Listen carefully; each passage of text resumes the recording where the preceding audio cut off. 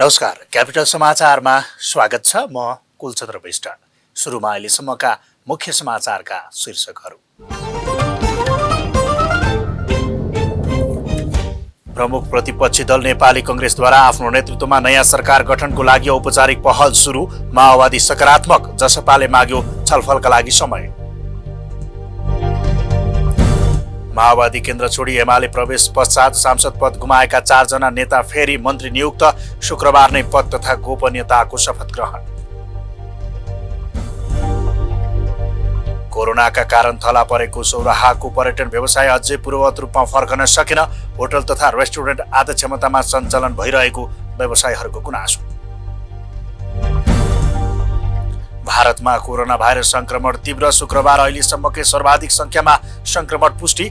दिल्ली र महाराष्ट्रको अवस्था भयावह।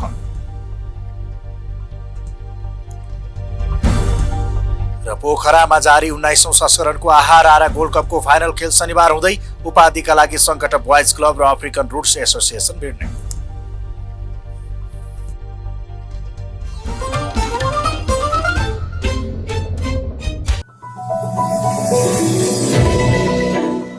अप्ठ्यारो भएको ठाउँ कहीँ पनि मैले देखाएको छैन।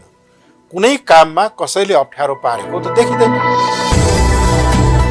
एकअर्काको अन्तर्विरोध यति धेरै चर्केको अवस्था छ कि त्यसो भएको हुनाले कानुनी रूपमा पुष्टारको अवस्था भन्न सकिएता पनि राजनीतिक रूपमा चाहिँ हामी त्यो ठाउँमा छैनौँ भनेर लाग्छ। नयाँ ढङ्गबाट चाहिँ हामीले मुलुकलाई राजनीतिक निकास दिएर अगाडि बढ्नुपर्छ। सोचोमोचो मिलाएर बनावटी अँगालो मारेर त पार्टी एकताबद्ध हुन्न। अनि राजदूत पनि हुने अनि नागरिक समाज पनि मै हुँ भन्ने त्यो दोहोरो भूमिका चाहिँ खेल्न मिल्दैन। मानवाधिकार कर्मीलाई तिम्रो गैर राजनीतिक हौ भनेर भन्न चाहिँ मिल्दैन। मानवाधिकार भनेको नै राजनीति हो। 50 चाहिँ मिड पोइन्टलाई गरेका छ। 50 मिड पोइन्ट भने 50 भन्दा कम आएको मुलुकहरू चाहिँ भ्रष्ट मुलुकमा गनिन्छ। हामीले सहयोग गरेको देशहरू आज कहाँ पुगिसक्यो अनि त्यही देशमा चाहिँ हामी गएर चाहिँ अहिले रोजगारको लागि जाँदैछौँ। त्यो बाँकी पनि राख्नुपर्छ। फेरि भोलि चुनावमा जानलाई छैन त्यो राखिन्छ। यो अब दुध छ, दुध त राम्रै दुध हो। अलिकति अमिलो भएपछि दुध त फाटिहाल्छ नि। यो एकताले यिनीहरूको सबै पुरानो गजागोले भएको हो।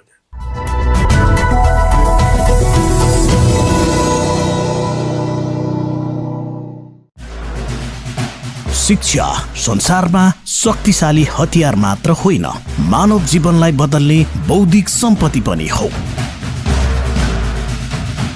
शिक्षाका बहुआयामिक क्षेत्रका बारेमा बहस अनि छलफल गरिने एक मात्र कार्यक्रम सर्व शिक्षा। सबैका लागि शिक्षा, सधैँका लागि शिक्षा। कार्यक्रम सर्व शिक्षा हरेक आइतबार अपराह्न 4 बजे मात्र क्यापिटल टिभी एचडीमा।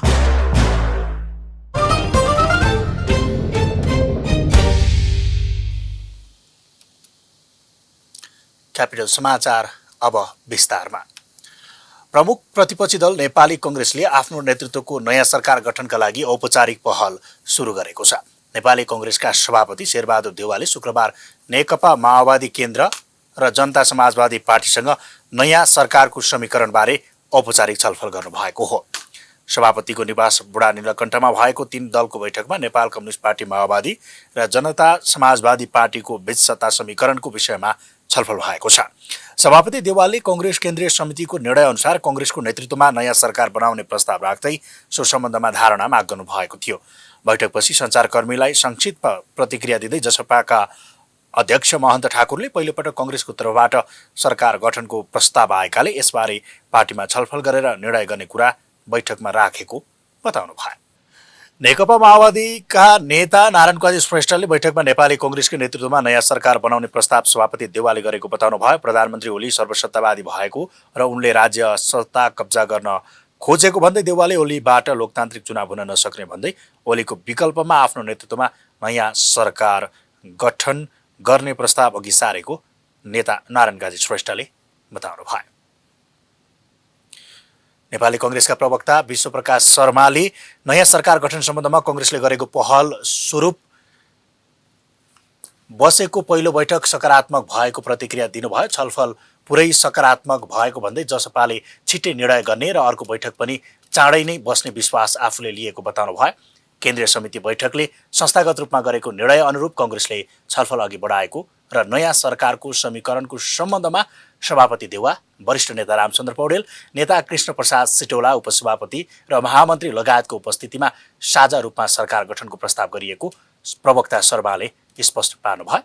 प्रतिनिधि सभा पुनर्स्थापनापछि प्रधानमन्त्री ओली नेतृत्वको सरकारको विकल्पमा नयाँ सरकार बनाउनुपर्छ भनेर भएको यो पहिलो बैठक हो। यसअघि पार्टीहरूले आन्तरिक र द्विपक्षीय छलफल गरे पनि सरकारको नेतृत्व कसले गर्ने भन्ने बारेमा संयुक्त ढङ्गले बहस छलफल गरेका थिएन। नेपाली कङ्ग्रेसका सभापति शेरबहादुर देउवाले नेपाली कङ्ग्रेसको नेतृत्वमा सरकार गठन गरेर अघि बढ्न सक्ने अवस्था नरहेको भन्दै चुनावी तयारीमा लाग्न सबैलाई आग्रह गर्नुभएको छ। नेपाल निजामती कर्मचारी युनियन सङ्घको राष्ट्रिय भेलालाई सम्बोधन गर्दै सभापति देउवाले सरकार गठनमा कङ्ग्रेसले नेतृत्व नलिएको भनेर विरोध वा टिप्पणी गर्नु पूर्व संसदमा कङ्ग्रेसको उपस्थितिलाई बुझ्न आग्रह गर्नुभयो। उहाँले संसदमा आफूहरूको सङ्ख्या कम भएको र सरकार गठनका लागि अरूलाई आग्रह गर्दा पनि कसैले सहयोग नगरेको दुखेसो पोख्नुभयो। विभिन्न किसिमका टीका टिप्पणी भन्दा पनि वास्तविकताको धरातलमा बसेर काम गर्नुपर्नेमा उहाँले सबैलाई आश्वस्त तुल्याउनु भयो। संसदमा भएको कङ्ग्रेसको उपस्थिति न्यून भएकाले सरकार गठनको पहल गर्न नसकेको भन्दै यथार्थ बुझ्न पनि उहाँले आग्रह गर्नुभयो। तर कङ्ग्रेसले पहल नै गरेन भन्ने गरेकाले शुक्रबार 3 दलको बैठक बोलाएको उल्लेख गर्दै सभापति देउवाले सरकार गठनको निष्क्रिय चुनावमा जानुपर्ने भएकाले त्यसको तयारी गर्न पनि आग्रह गर्नुभयो। नेपालको संविधान अनुसार चाहिँ 1/4 सदस्यले कुनै विषय लिएर पार्लियामेन्ट बोलाउनु कलाई माग गर्न सक्छ। हामी 1/4 सङ्ख्या पनि छैन, यो वास्तविकता हो। प्रधानमन्त्री ओलीले राज्य सत्तालाई भातृ सङ्गठन जस्तो कब्जा गर्न खोजेको र बुख्याजा बनाउन खोजेको भन्दै त्यसविरुद्ध एकजुट हुन सभापति देउवाले आह्वान गर्नुभयो। सभापति देउवाले आफूले पटक पटक प्रधानमन्त्री बन्न आग्रह गर्दा त्यसलाई अस्वीकार गरेर केपी शर्मा ओलीसँग मिल्न गएका नेकपा माओवादी केन्द्रका अध्यक्ष पुष्पकमल दाहालले बल्ल थाहा पाएको भन्दै कटाक्ष गर्नुभयो। मैले पछिल्ला के भने तपाईँ नै प्रवेश गर्नुहोस् भने हो नि, उसले उता गइदिए। मैले भनेकै हो कम्युनिस्ट कार्य मिलाएर राखेको था रामलाई थाहा भयो उहाँले भनिदिनु भयो। म तपाईँ नै प्रवेशमा मान्छु भनेको हो। मैले तपाईँ प्रवेश हुन्छु भन्नुहोस् भनेको उसले चाहिँ उसले प्रवेश मान्नु गयो के गर्ने उसलाई प्रवेशमा बल्ल थाहा पायो पछि ल्याएर। उहाँले चुनावको समयमा आफूले कम्युनिस्टको सरकार आयो भने रुन पनि पाइँदैन भनेर भनेको स्मरण गर्दै अहिले अवस्था त्यस्तै आएको बताउनु भयो। तर तत्कालीन समयमा आफूले भनेका कुरा कसैले नसुनेको र 2वटा पार्टी मिलेकाले जनताले पनि तिनै पार्टीलाई भोट दिएको उहाँले उल्लेख गर्नुभयो। सभापति देउवाले संविधान अनुसार भदौभित्र महाधिवेशन गर्ने पनि बाध्यता रहेको उल्लेख गर्दै महाधिवेशन सम्पन्न गर्नतर्फ लाग्न र जनताको घर दैलोमा गएर जनताको दिल जित्ने काम गर्न पनि निर्देशन दिनुभयो। नेपाली कङ्ग्रेसका वरिष्ठ नेता रामचन्द्र पौडेलले सरकारको विकल्प खोज्नुपर्ने बताउनु भएको छ। नेपाल निजामती कर्मचारी युनियन सङ्घ केन्द्रीय कार्यसमितिद्वारा काठमाडौँमा आयोजित राष्ट्रिय भेलामा बोल्दै वरिष्ठ नेता पौडेलले वर्तमान सरकार निरङ्कुशतातिर बढिरहेकाले विकल्प खोज्नुपर्ने बताउनु भएको हो। प्रधानमन्त्रीले संसदको रोस्टम प्रयोग गर्न नचाहेको अवस्थामा प्रतिपक्षी दलले कसरी रोस्टमको प्रयोग गर्यो भन्ने कुराको लेखाजोखा इतिहासमा हुने भएकाले कङ्ग्रेसले सरकारको विकल्प खोज्नुपर्ने बताउनु भयो। त्यसका लागि उदार बनेर अथवा सम्झौता गरेर भए पनि सरकार बदल्न इमान्दार प्रयत्न गर्नुपर्ने उहाँले बताउनु भयो। संवैधानिक परिषदलाई कसरी एकलौटी आफ्नो निजी बनाउने कदम चाल्यो प्रधानमन्त्रीले, त्यसैबाट बुझिन्छ उनी सर्वसत्तावादको भर्याङ चढेर लोकतन्त्रको भर्याङ चढेर सर्वसत्तावादको चाहिँ झुरीमा चढ्दैछ। सर्वसत्तावादको चाहिँ एउटा माथि चाहिँ तलामा उक्लदैछन् भन्ने कुरा त्यही एउटा कदमले बताउँछ। अरू त तपाईँ दिनदिनै भोग्नु भएको छ।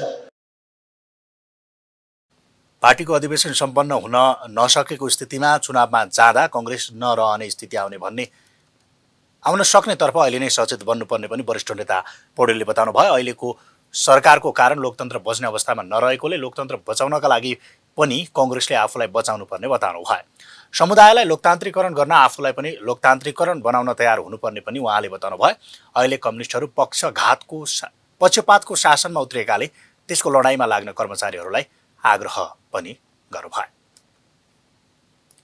प्रधानमन्त्री केपी शर्मा ओलीले दल परिवर्तनका कारण सांसद पदबाट हटाइएका 4 जना मन्त्रीहरूलाई पुनः मन्त्री पदमा नियुक्त गर्नुभएको छ। शुक्रबार विभिन्न मितिमा भएका मन्त्री परिषदको निर्णय सार्वजनिक गर्न आयोजित कार्यक्रममा सरकारका प्रवक्ता एवं सञ्चार तथा सूचना प्रविधि मन्त्री पार्वत गुरुङले संविधानको धारा 78 को उपधारा 1 बमोजिम प्रधानमन्त्री केपी शर्मा ओलीले टोपबहादुर रायमाझीलाई ऊर्जा जलस्रोत तथा सिँचाइ मन्त्रालय, लेखराज भट्टलाई उद्योग वाणिज्य तथा आपूर्ति मन्त्रालय, प्रभु शाहलाई शहरी विकास मन्त्रालय र गौरीशङ्कर चौधरीलाई श्रम रोजगार तथा सामाजिक सुरक्षा मन्त्रालयमा जिम्मेवारी तोकी नियुक्त गर्नुभएको बताउनु भयो। उहाँहरू 4 जनालाई शुक्रबार साँझ 5 बजे सम्माननीय राष्ट्रपति विद्यादेवी भण्डारीले शपथ गराउनु भएको छ।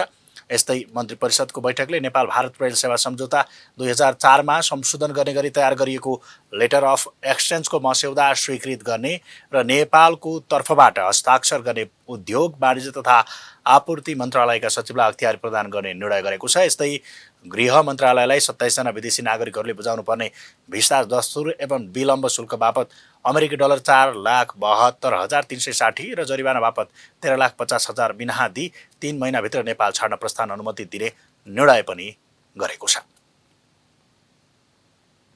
क्यापिटल समाचारमा पालो विश्रामको।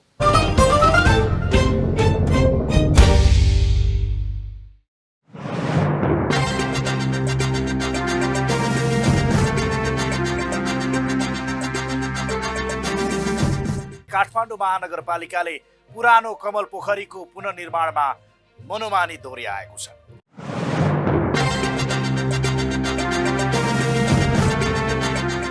काठमाडौँवासीको सपनाको महासागर मेलम्ची।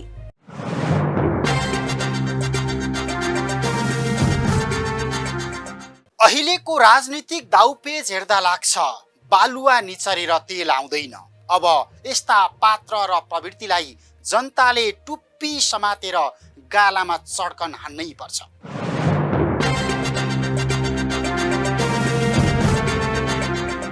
ऊ भने बुट, लाठी, मुक्का, लात, सङ्गीन, बन्दुक, तोप देखाउँछ।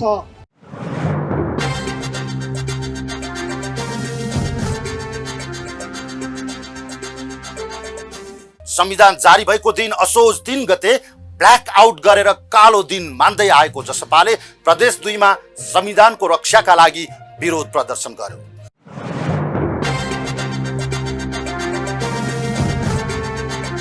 आखिर कठोर कानुन र प्रहरी प्रशासनको अपराध विरुद्ध निर्मम बन्ने प्रतिबद्धताका बावजुद किन अपराधीको मनोबल बढिरहेको छ त?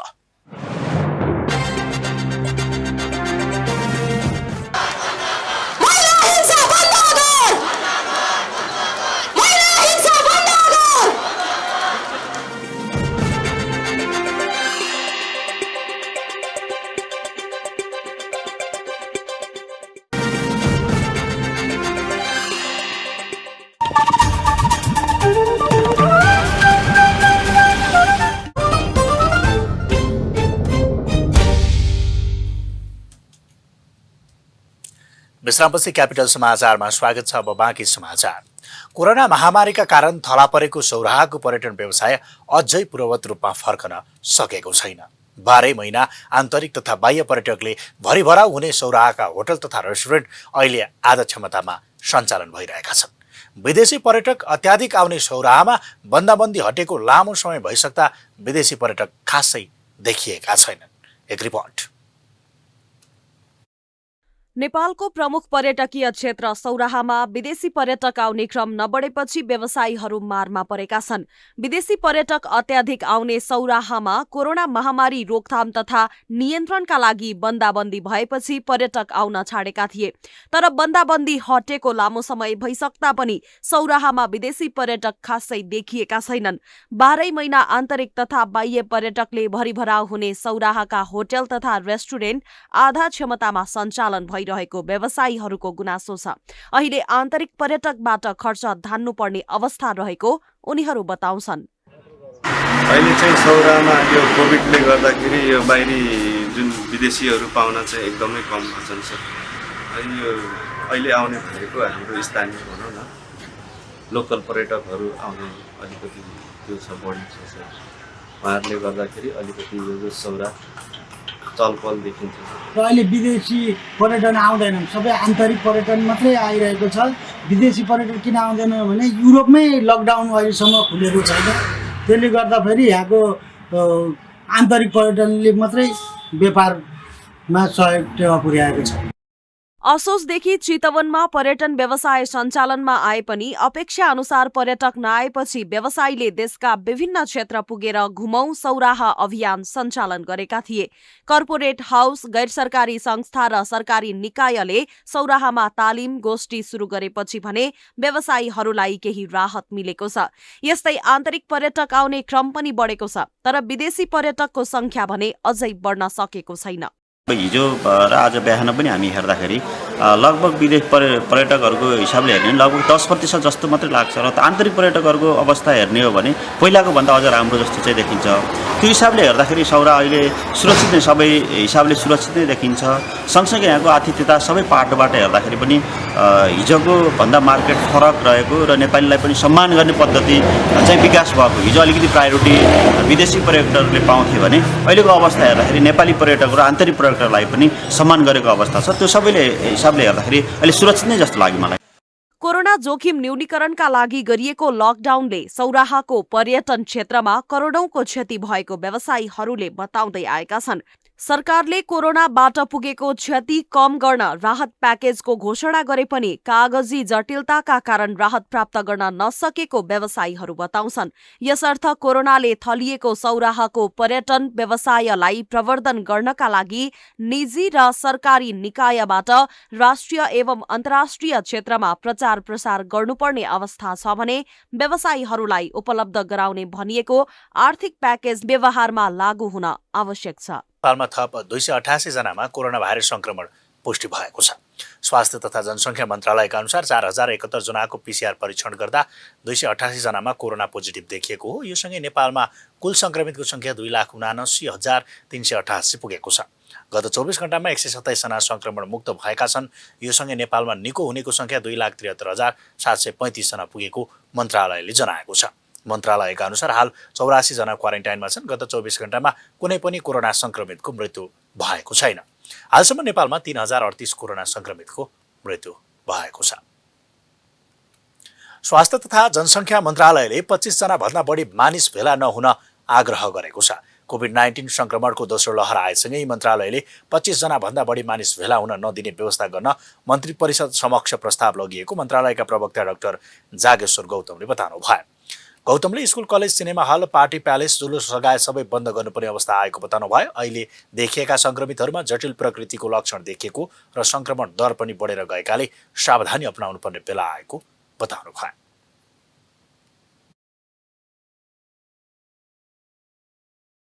भन्दा कम मान्छे दूरी कायम गरेर चाहिँ भेला हुन सकिन्छ। त्यो पनि अब कति दिनपछि त्यो पनि नगर्नुहोस् भन्नुपर्ने अवस्था हुन सक्छ। हामीले अहिले कोरोना सर्ने साइकल अथवा चेनलाई ब्रेक गर्नुपर्ने अवस्था आइसकेको पनि बताउनु भयो। त्यसका लागि भिडभाड नगर्ने, दूरी कायम गर्ने, मास्क लगाउने, सेनिटाइज गर्ने र लक्षण देखिए तुरन्त जाँच गराउनु पर्ने बताउनु भयो। यस्तै भिडभाड हुने सबै व्यवसाय तथा पेसालाई जनस्वास्थ्यका मापदण्ड पालना गराएर मात्रै सञ्चालन गर्न दिनुपर्ने पनि बताउनु भयो। र लक्षण देखियो भने तुरुन्त जाँच गराएर उपचार पनि गर्ने हो। त्यो गर्नका लागि हामीले भिडभाड हुने सबै व्यवसाय पेसालाई चाहिँ जनस्वास्थ्यका मापदण्ड फलो गरेर गर्न चाहिँ मिल्छ। तर त्यो भनेको के हो भने एकदम भिडभाड गरेर डिस्टेन्स कायम नगरिकन अब कुनै पनि काम गर्न मिल्दैन भनेको। छिमेकी मुलुकमा कोभिड संक्रमण बढ्दो क्रममा रहेकाले नेपालले सीमानाकामा शङ्कास्पद देखिएका बिरामीको एन्टिजेन परीक्षण गर्ने र व्यवस्थापन गर्ने कार्यलाई तीव्रता दिएको पनि प्रवक्ता गौतमले बताउनु भयो। पछिल्लो समय देखिएका संक्रमित व्यक्तिहरूमा जटिल किसिमका लक्षणहरू देखा परेको पनि प्रवक्ता गौतमले बताउनु भयो। त्यसैले अहिले नै कोभिड संक्रमण भएका धेरै बिरामीहरूलाई अस्पतालमा भर्ना गर्नु परेको पनि बताउनु भयो। महानगरीय ट्राफिक प्रहरी महाशाखाले ट्राफिक नियम उल्लङ्घन गरे बापत तिर्नुपर्ने जरिवाना सहज तरिकाले अनलाइन मार्फत भुक्तानी गर्न सक्ने प्रणालीको विस्तार गरेको छ।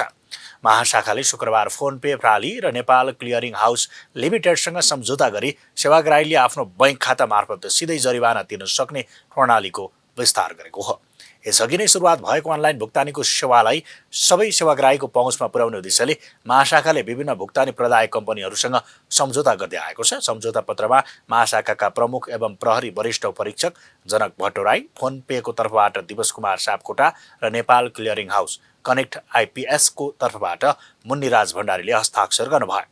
यससँगै सेवाग्राहीले 45वटा बैंक तथा वित्तीय संस्था र 7वटा अनलाइन भुक्तानी सेवा प्रदायक संस्थाबाट सिधै ट्राफिक जरिवाना भुक्तानी गर्न सकिने वरिष्ठ प्रहरी उपरीक्षक भट्टराईले बताउनुभयो।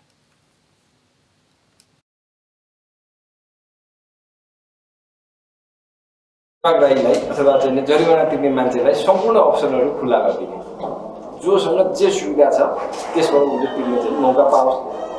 किन हिजोको दिनमा हामीले चाहिँ नि सुरुवात गर्दाखेरि अब फर्स्ट स्टेप चाहिँ 2टासँग मात्रै सम्झौता गर्ने हामीले ई सेवा र एनसिएचसँग मात्रै सम्झौता गर्ने र उहाँहरू 2टासँग मात्रै चाहिँ बाट मात्रै तिर्नु पाउने अप्सन हिजो थियो भने अब चाहिँ अप्सन चाहिँ नि वालेटबाट 7-8वटा वालेट चाहिँ थपिने भएको छ भने यताबाट ब्याङ्कको चाहिँ आफ्नो चाहिँ एप्सबाट पनि तिर्ने चाहिँ अब 45वटा ब्याङ्क भन्नुभयो, 45वटा ब्याङ्क पनि थपिने हुन्छ।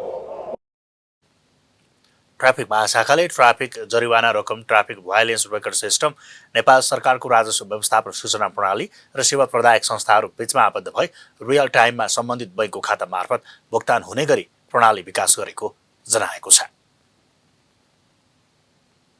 क्यापिटल समाचारमा पुनः एकैछिन विश्राम।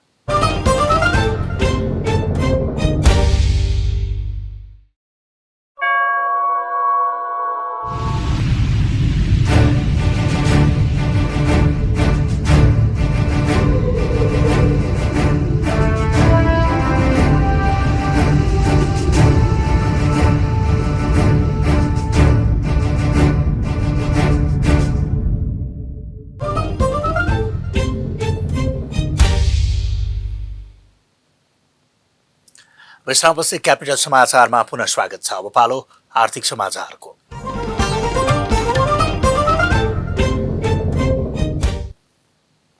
शुक्रबार नेपाली बजारमा सुनको मूल्य 900 रुपियाँले बढेको छ। बिहिबार प्रतितोला 89,000 रुपियाँमा कारोबार भएको सुन शुक्रबार 900 रुपियाँले बढेको नेपाल सुन चाँदी व्यवसायी महासंघले जनाएको छ। नेपाली बजारमा शुक्रबार सुन प्रतितोला 89,900 रुपियाँमा कारोबार भएको थियो।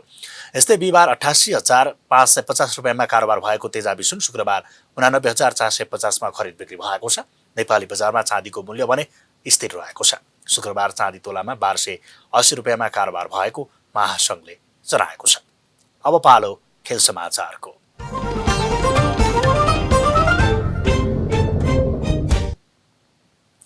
पोखरामा जारी 19औं संस्करणको आहार आरा गोल्ड कप फुटबलको फाइनल खेल शनिबार हुँदैछ। अपराह्न पोखरा रङ्गशालामा हुने फाइनलमा उपाधि जित्ने लक्ष्यका साथ सङ्कटा क्लब र अफ्रिकन रोड एसोसिएसन बीच प्रतिस्पर्धा हुनेछ।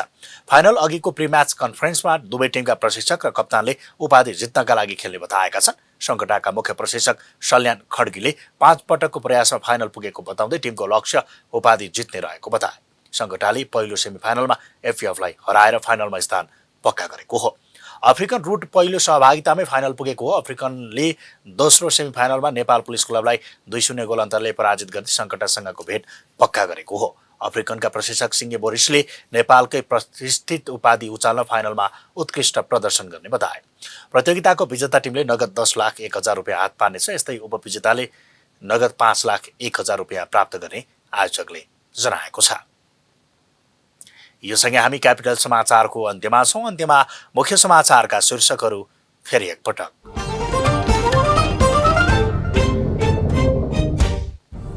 प्रमुख प्रतिपक्षी दल नेपाली कांग्रेसद्वारा आफ्नो नेतृत्वमा नयाँ सरकार गठनको लागि औपचारिक पहल सुरु। माओवादी सकारात्मक, जसपाले माग्यो छलफलका लागि समय।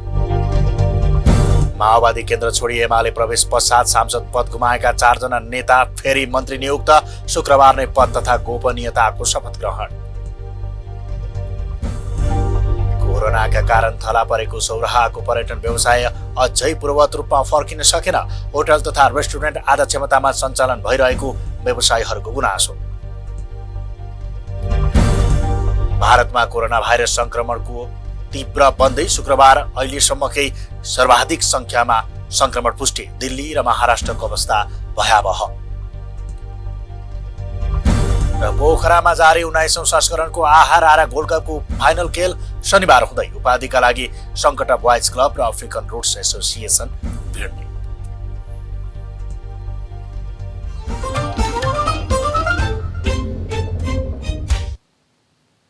हौस् त क्यापिटल समाचार अहिलेलाई सकियो। सूचना, मनोरञ्जन र ताजा समाचारका लागि क्यापिटल टेलिभिजन हेर्दै रहनुहोला। नमस्कार।